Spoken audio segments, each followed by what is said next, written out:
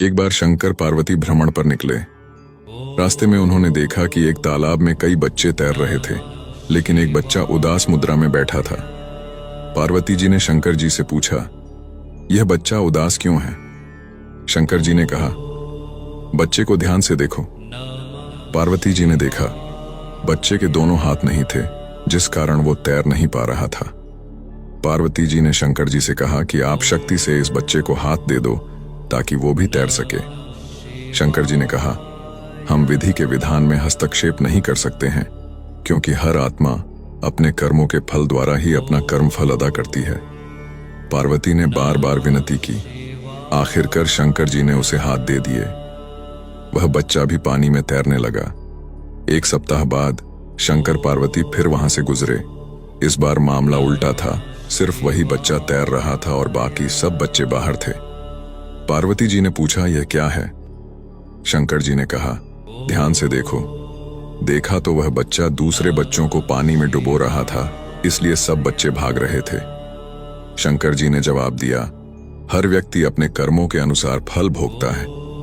भगवान किसी के कर्मों के फेर में नहीं पड़ते हैं। उसने पिछले जन्मों में हाथों द्वारा यही कार्य किया था, इसलिए उसके हाथ नहीं थे। हाथ देने से पुनः वह दूसरों की हानि करने लगा है। प्रकृति नियम अनुसार चलती है, किसी के साथ कोई पक्षपात नहीं। आत्माएं जब ऊपर से नीचे आती हैं तो अच्छी ही होती हैं। कर्मों अनुसार कोई अपाहिज है तो कोई भिखारी, तो कोई झुग्गी में, तो कोई बड़े महलों में रहता है, लेकिन सब परिवर्तनशील है। अगर महलों में रहकर या पैसे के नशे में आज कोई बुरा काम करता है, लेकिन भुगतान तो सबको करना ही पड़ेगा।